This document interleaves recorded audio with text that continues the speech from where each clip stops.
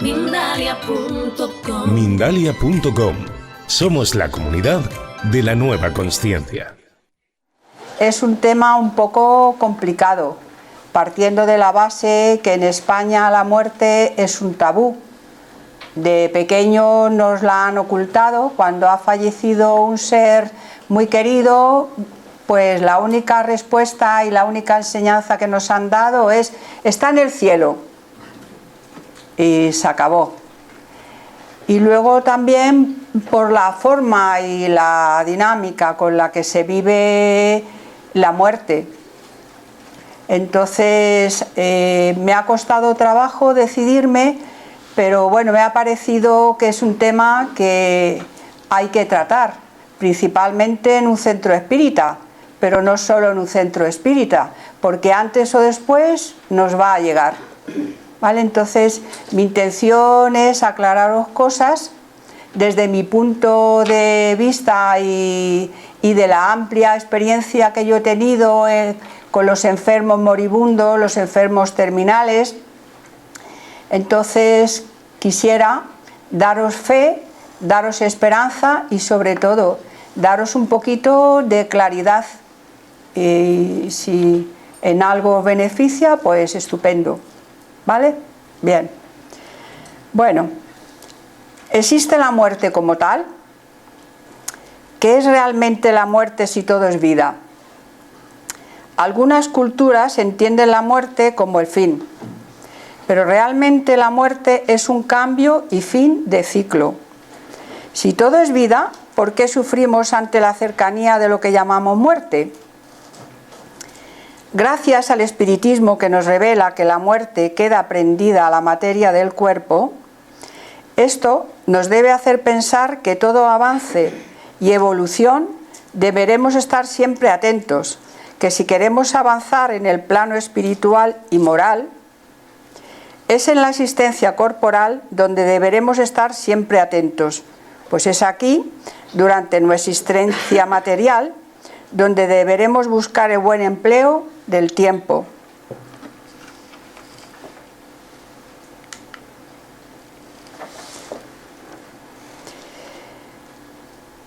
Bueno, aquí os decía que la muerte en realidad es un cambio de ciclo, es pasar de la vida material y orgánica que tenemos en estos momentos a la vida espiritual.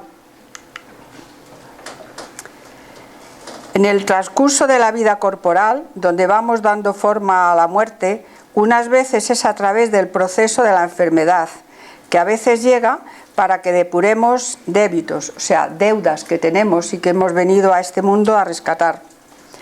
Traídas esas deudas de anteriores existencias o por el desgaste natural de los órganos, por el paso del tiempo.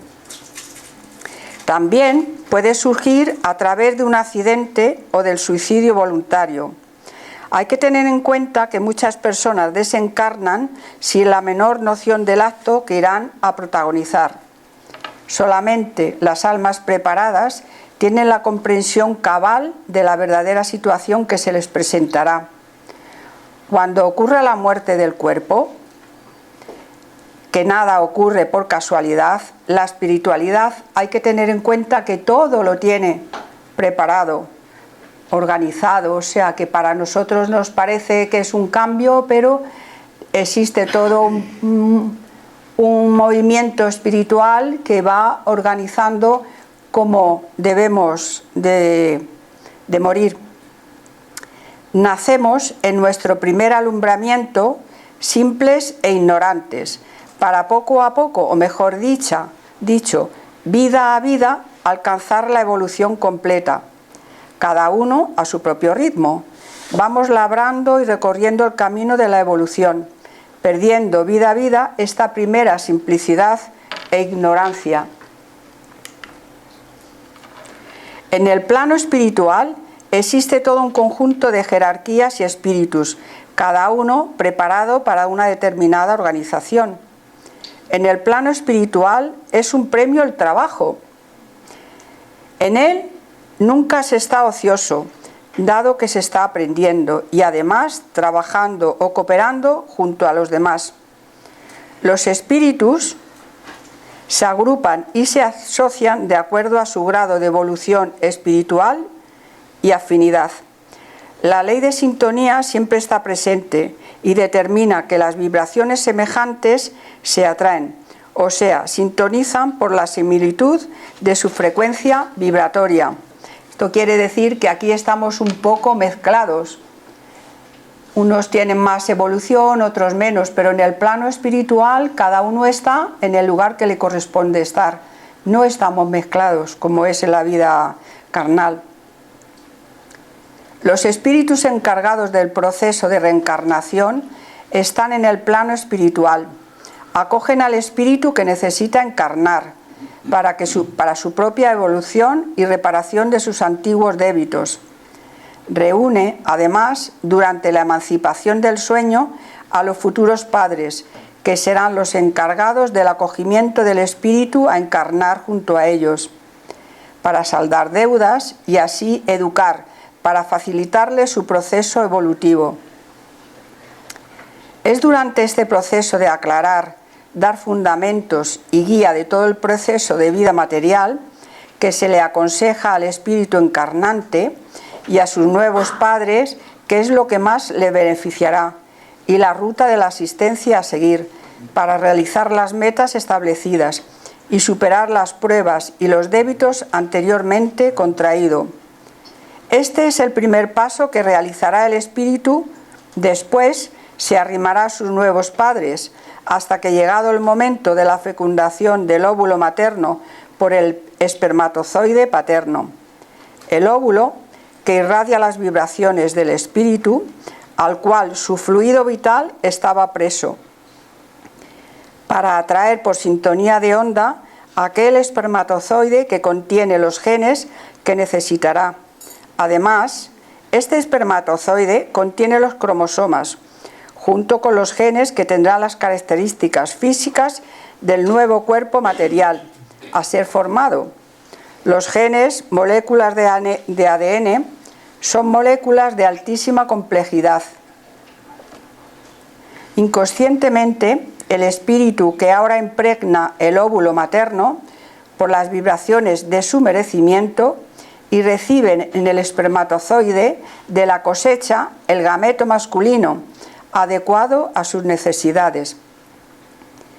En el momento de la fecundación, millones de átomos y moléculas de las células entran en ferviente actitud organizada.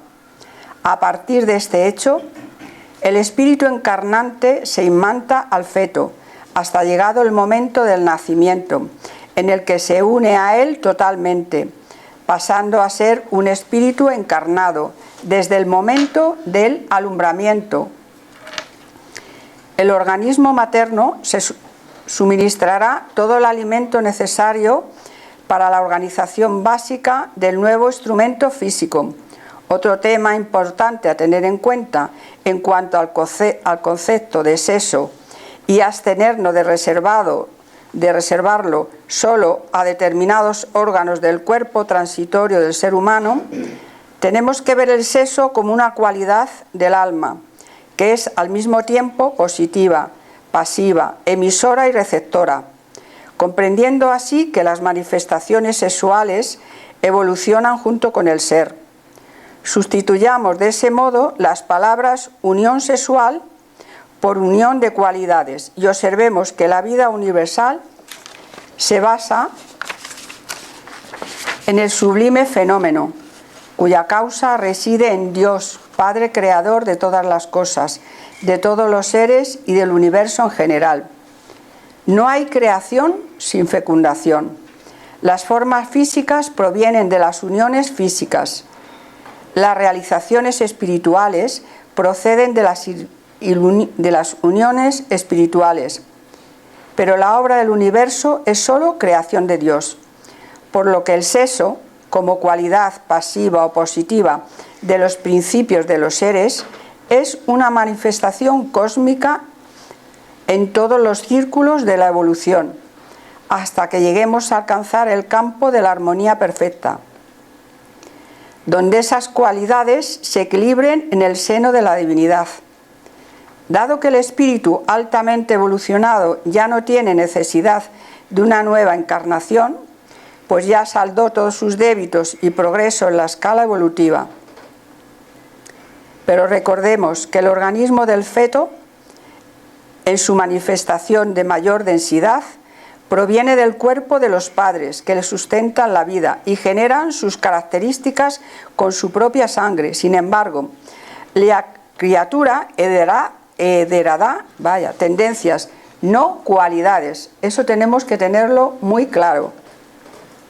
Dado que estas serán, o sea, las cualidades, serán el resultado de la labor individual del alma encarnada en cuanto a la defensa y educación y el perfeccionamiento de sí misma. Si el espíritu encarnado prefiere las tendencias inferiores, las desarrollará a medida que le vayan surgiendo en el transcurso de su existencia actual, habiendo de esta manera desperdiciado esa existencia, pues no habrá podido rescatar las deudas o superar las pruebas que se había comprometido a superar. El cuerpo humano, proveniente de la ameba, tiene una actividad específicamente vegetativa, pero el cuerpo periespiritual que da forma a los elementos celulares de esta está firmemente radicado en la sangre, dádiva que le confiere el organismo materno, que después del nacimiento se inicia un periodo de asimilación de las energías orgánicas, en las que el reencarnado ensaya la consolidación de sus nuevas experiencias y a partir de más o menos de los 7 años de vida terminará el proceso reencarnatorio y comienza a regir por sí mismo el proceso de formación de la sangre, que hasta ahora correspondía a la sangre materna. Elemento básico del equilibrio del cuerpo periespiritual. Por lo tanto, la sangre es como un fluido divino que determina nuestras actividades en el campo material y en su influjo y reflujo incesante dentro de la organización fisiológica. Cuando su circulación deja de ser libre, surgiendo así el desequilibrio, la enfermedad, sobreviniendo a veces la extinción del tono vital en el campo físico y con ello aparecerá la muerte. El espíritu renace en la carne para la producción de méritos divinos, siendo además un patrimonio heredado desde hace milenios, al que la humanidad ha ido perfeccionando a través de los siglos. El plasma sublime, elemento obtenido con el agua de mar mediante el influjo divino en su época primitiva. Según André Luit, somos criaturas marinas que respiramos en tierra firme. Nuestro cuerpo orgánico está formado más o menos por un 65% de agua salada, formada por sales de sodio, potasio y calcio. Las lágrimas, la sangre, el sudor y demás secreciones son salados. Por lo tanto, al nacer recibimos en el cuerpo una herencia sagrada que deberemos preservar con el propósito de evolucionar, a la vez que evolucionemos nosotros. El hombre del futuro comprenderá que sus células no representan apenas un segmento de su sangre, que serán compañeras de su evolución. La mayoría de los que regresan a la existencia corporal de esta esfera del planeta Tierra están magnetizados por benefactores espirituales que organizan para ellos nuevas ocupaciones redentoras, de modo de quienes reciben tal auxilio son conducidos al templo maternal de la carne. El trabajo inicial que el rigor les compete en cuanto a organización del feto es realizado por la mente materna, en conjunto con los amigos que le ayuden desde el plano espiritual. Es muy grande la cantidad de los que por espíritus superiores, atentos a las necesidades específicas de las almas a encarnar y de los hogares y de los determinados núcleos afectivos que están dispuestos a ayudarle para que durante su existencia actual pueda desarrollar todos los débitos y temas que el espíritu antes de nacer pactó con el plano espiritual realizar. Recordemos, como decía Krishna, que el cuerpo es la envoltura del alma, que tiene en él su morada, es una cosa finita, pero el alma que lo habita es invisible, imponderable y eterna. Los males con que infligimos a nuestro prójimo nos persigue como la sombra al cuerpo. Mucho antes de despojarse de su envoltura mortal, las almas que han practicado el bien adquieren la facultad de conversar con las almas que las han precedido en la vida espiritual. Hermes Trismegisto, filósofo griego, decía: el espíritu del hombre, su destino, tiene dos fases: cautividad en la materia y ascensión en la luz. Las almas son las hijas del cielo y su viaje es una prueba. Durante la encarnación pierden la memoria de su origen divino. Cautivas por la materia, embriagadas por la vida, se precipitan como una lluvia de fuego, con estremecimiento de voluptuosidad, a través de las regiones del sufrimiento y de la muerte, hasta la cárcel terrestre, donde tú también gimes y donde la vida divina te parece un sueño vano. Los druidas decían: para vosotros las sombras no quedan sepultadas en los lóbregos dominios, sino que el alma vuela a animar a otros cuerpos en diversos mundos. La muerte no es más que el centro de una larga vida. Qué felices son los pueblos que no conocen el temor supremo de la muerte. De ahí nace su heroísmo, en las sangrientas batallas y en su desprecio de la muerte. El proceso de la preparación de la reencarnación en algunos espíritus es muy complejo, porque al reencarnar por expiación no intervienen ellos en el progreso que realizan en estado de inconsciencia total. Pasado todo el proceso reencarnatorio en el que a su primer nacimiento llegó simple e ignorante, ya que el Creador así lo dispuso, para darle el merecimiento a su proceso evolutivo, en el que es él, el propio individuo, con su libre albedrío, deberá caminar por la senda de pasar de ser simple e ignorante a adquirir el conocimiento y mejoramiento supremo, hasta llegar a ser moralmente esclarecido, evolucionando hasta llegar a ser un espíritu superior, perdiendo en cada paso evolutivo densidad y materialidad, eliminando así todos sus anteriores vicios. El conocimiento de las vidas pasadas nos darían una visión más amplia de dónde residen las causas más profundas de nuestros problemas actuales. Y esto nos daría una visión más amplia de dónde podríamos entrever mejor la problemática de la vida actual. Pero la ley del olvido nos posibilita el que durante la actual existencia carnal olvidemos los errores anteriormente cometidos, y nos sería así más fácil poder convivir con antiguos deudores o siendo él el deudor. El bebé que late en el corazón de su madre no debe de ser visto más como un aglomerado de células y moléculas, ni tampoco como un espíritu recién creado, sin pasado, ni tampoco es un extraño en el nido materno, ya que hay toda una dinámica envolviendo la elección de los padres antes del nacimiento.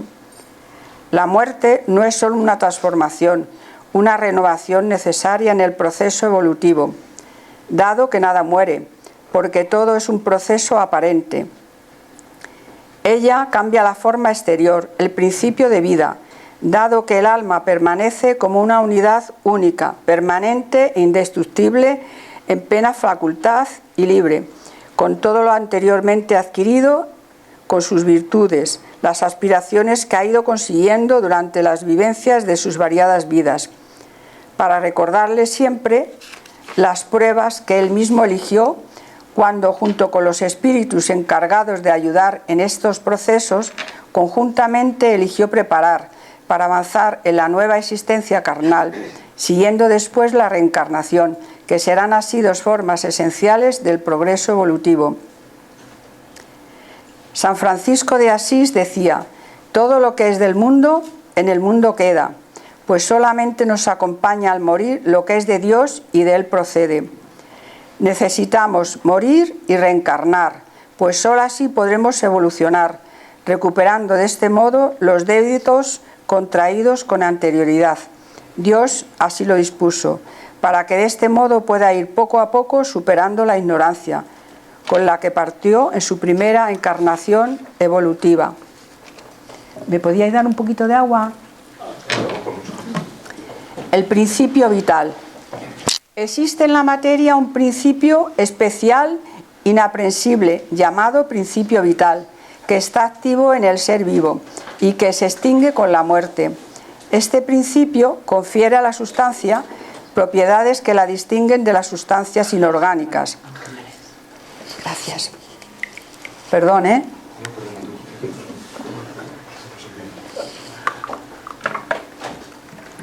La química, que descompone y recompone los cuerpos orgánicos. La actividad de este principio es mantenida durante la vida material mediante la acción del funcionamiento de los órganos. Es una especie particular de electricidad animal que se desprende mediante la acción de los órganos y cuya cesación se produce con la muerte. Por tanto, podemos admitir que al formarse los seres orgánicos lo hacen asimilando este principio vital. La actividad del principio vital es mantenida durante la vida física. La evidencia demuestra que este principio vital está subordinado a un principio inteligente, formador, y se extrae del fluido cósmico universal, que es de donde se extraen todos los fluidos. Este principio inteligente está en todo y viene de Dios. Es la inteligencia suprema y le confiere inteligencia al ser. Empieza en el hombre como semilla que va evolucionando. El principio vital es el germen del espíritu y se incorporará todas las simientes que han de brillar en el futuro a través de las denominadas actividades reflejas.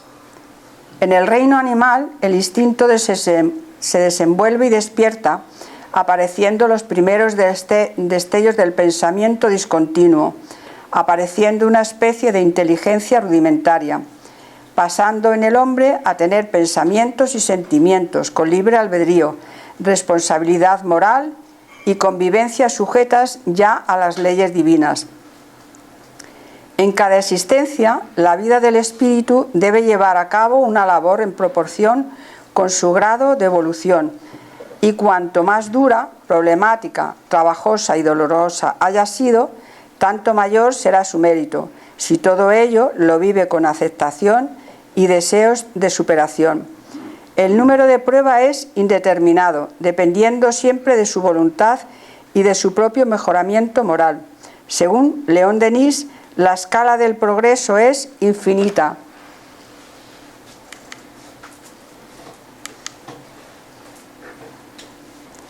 Recordemos que el mineral es atracción, el vegetal es sensación, el animal es instinto, el hombre es razón y el ángel es divinidad. Busquemos reconocer la infinidad de lazos que nos unen con los valores graduales de la evolución, a medida que son saltados escalones en la escala evolutiva. La ciencia de la vida espiritual crece. La enfermedad como camino hacia la muerte. Los síntomas de las enfermedades se revelan al enfermo como manifestaciones físicas conflictivas, psíquico-espirituales, siendo siempre una manifestación física de un desequilibrio espiritual. La enfermedad física o psíquica se trasladan al periespíritu y de este al cuerpo causal. La depresión es una tristeza profunda que puede llegar a producirnos una enfermedad y forma parte del aprendizaje del amor, de superación del egoísmo, y que algunas de ellas las elegimos nosotros mismos antes de encarnar. Otras las generamos por las faltas de tolerancia, por rigidez e incomprensión hacia cómo son los demás. Las obsesiones pueden perturbarnos hasta el punto de enfermarnos. Cualquier forma de obsesión puede transformarse en locura o depresión, teniendo en cuenta que el obsesado se entregue voluntariamente al asedio del obsesor. Hay una especie de locura que adquieren los que son subyugados y que para su recuperación necesitan un tratamiento moral. En la actualidad, los físicos espiritualistas reconocen plenamente que los órganos cerebrales correspondientes a las diversas actitudes deben su desarrollo, que es un efecto y no una causa. Si la actividad del espíritu reacciona sobre el cerebro, debe reaccionar también sobre las otras partes del organismo. El espíritu, de ese modo, es el artífice de su propio cuerpo, ya que es él el que modela para adaptarlo a sus necesidades y a la manifestación de sus tendencias. Las enfermedades graves son pruebas que traemos del ayer para superar en la existencia actual. Cuando son aceptadas, serán más llevaderas. Recordemos que la enfermedad es una consecuencia de nuestros desatinos, es casi siempre el resultado de nuestro mal accionar. A veces surjan para que aprendamos a cuidarnos, a amarnos, dado que el cuerpo es un préstamo y no nos pertenece. Es solo un préstamo que nos hace el Creador para que sea posible nuestra encarnación y de este modo superar y reparar antiguos débitos. Somos responsables de su estado. Debemos, por tanto, cuidarlo con esmero y responsabilidad. La enfermedad es, por lo tanto, una prueba que deberemos superar con fe y esperanza y el esfuerzo propio para mejorar. A veces ella llega para ayudarnos en nuestro plan de existencia y superación de pruebas. Todo esfuerzo de superación viene cargado del trabajo para mejorar. El cuerpo, a veces cansado, enfermo, dolorido, nos permite tener la fe y confianza de que seremos ayudados desde el plano espiritual, si así lo merecemos y pedimos ser ayudados. Otras veces el cuerpo puede estar enfermo, pero el espíritu está en serenidad y paz. La enfermedad nos llega cuando lo que sentimos no está en consonancia con nuestros actos. Existe gente enferma del espíritu, porque han anulado sus sentimientos. Cuando el espíritu enferma, la enfermedad se refleja en el cuerpo denso y material, por la unión tan estrecha que existe entre el espíritu y el cuerpo carnal, que es el asiento de las sensaciones y de los dolores físicos, que se repercuten en el centro sensitivo o espíritu, que recibe la repercusión de las lesiones o alteraciones de los tejidos orgánicos. Sin embargo, el cuerpo humano, por su construcción material, tiene una duración relativamente breve y se deteriora a través del paso de los años y de la enfermedad, extinguiéndose con la muerte. El cuerpo es el instrumento del dolor y el espíritu tiene la percepción de ese dolor, o sea, ese efecto.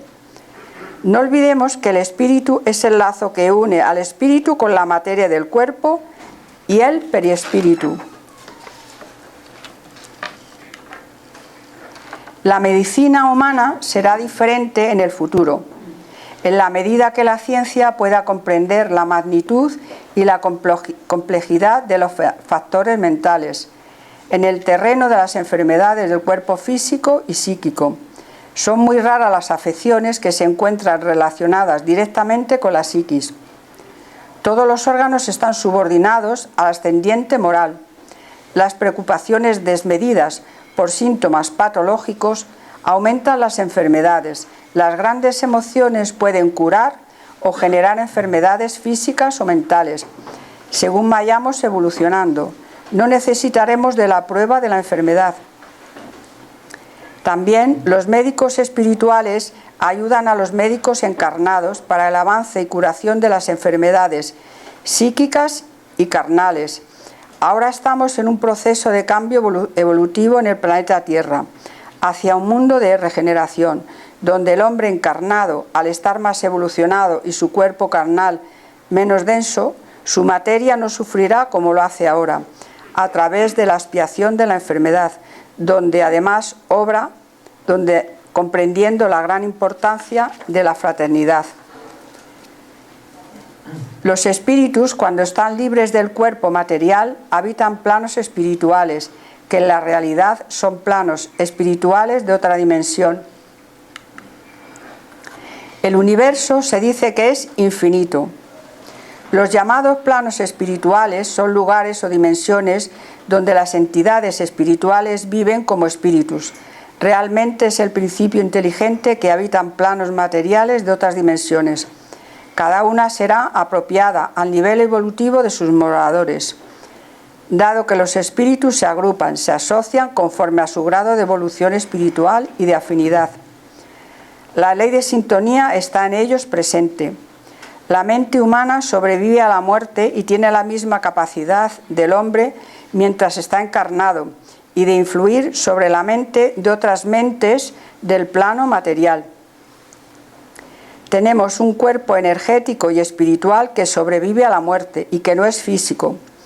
Según nos dice Allan Kardec a través del libro de los espíritus en el ítem 70, cuando muere el ser orgánico, los órganos que lo componían estaban impregnados del fluido vital. Este fluido confería a todas las partes del organismo una actividad que operaba en ellos, el restablecimiento. En el caso de que tuvieran lesiones y restablecía funciones momentáneamente suspendidas. Voy a beber otro poquito.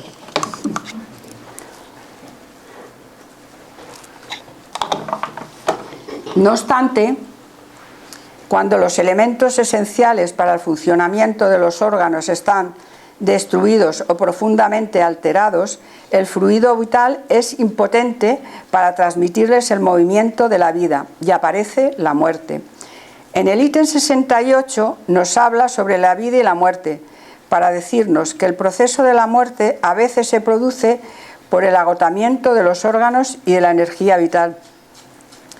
Asimismo, Kardec, en el mismo libro, en el ítem 149, nos dice que en el proceso de la muerte el alma vuelve al mundo de los espíritus y nunca pierde su individualidad. La muerte no es dolorosa, porque el dolor físico se queda en lo físico. El espíritu no siente este dolor, a menos que por poco merecimiento deba pasar por esta prueba, de ver la descomposición de su cuerpo orgánico. Esto le sucede principalmente a las personas muy apegadas a la materia, a sus posesiones materiales, a sus seres queridos, quedando así aferrados a ellos y no quieren seguir el proceso y se pierden entre este mundo material y el espiritual. El alma no interviene en este proceso. En la muerte violenta, como puede ser un accidente, como los órganos aún no se han debilitado y aún conservan su energía vital, se producirá una extinción gradual de esas fuerzas vitales. Los lazos que unen el espíritu al cuerpo orgánico son más tenaces y el desprendimiento es más lento, pudiendo así durar de días, horas o años. El alma permanece algún tiempo en estado de turbación o confusión. El tiempo que dura es muy variable y depende principalmente sobre todo del grado de evolución y de su propio merecimiento. En la muerte violenta, el espíritu está sorprendido, no cree estar muerto. Sin embargo, ve su cuerpo que reconoce como suyo y no comprende que se separó de él, por lo que a veces se queda deambulando alrededor de su hogar.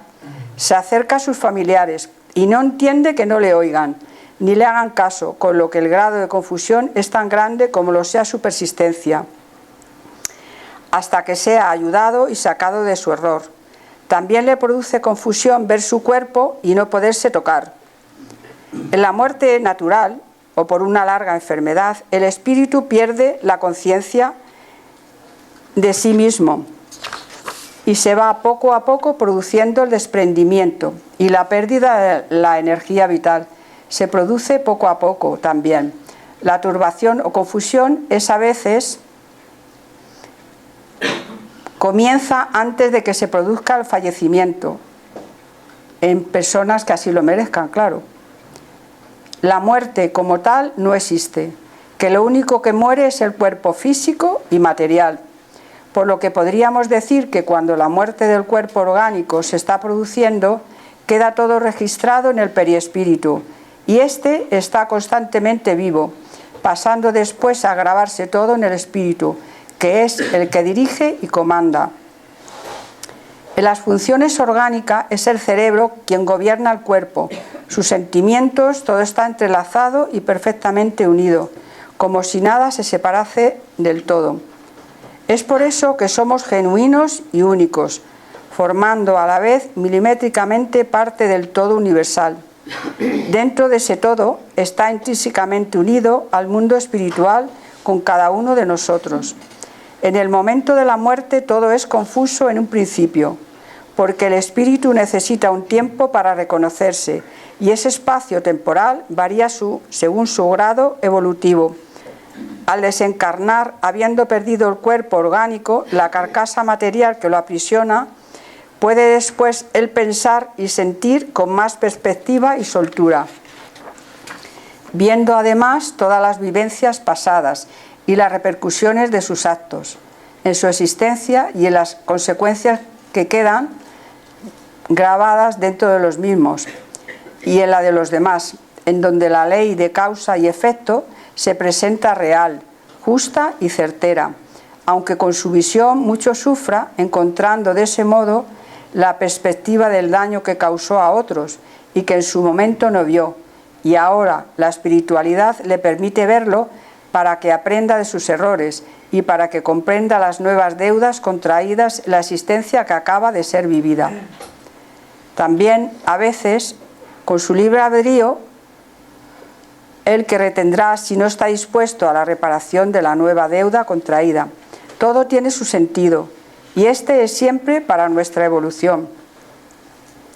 La transición de esta vida corporal a la espiritual es muy variada y depende de varios factores, como puede ser lo apegado que esté al recién desencarnado a esta existencia corporal, a sus objetos materiales, a sus seres queridos, etc. Por lo que ésta puede ser larga o corta, lo que le producirá más o menos dolor, siempre según su merecimiento y el conocimiento que tenga de la vida espiritual. Este proceso será inexistente o muy corto, pudiendo ser de minutos,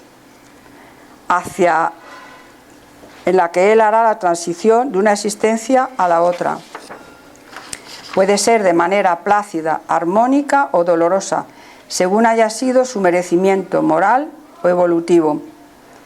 Antes de nacer, el espíritu se reduce vibratoriamente y se incorpora molécula a molécula en el desarrollo orgánico dentro del vientre materno, como molde que va marcando e imprimiendo los genes y en el cromosoma las características tanto físicas como psicológicas y los patrones espirituales que tendrá el ser al reencarnar. Pero en el tránsito hacia la muerte, este proceso se hace a la inversa. Se produce una reducción de la conciencia, produciéndose así la turbación. Y este proceso, como dijimos anteriormente, será fácil o difícil, doloroso o placentero, siempre en función del grado evolutivo, vibracional, energético que tenga el espíritu. Sobre todo, depende del grado de materialización que tenga el espíritu y la energía vital que aún posea.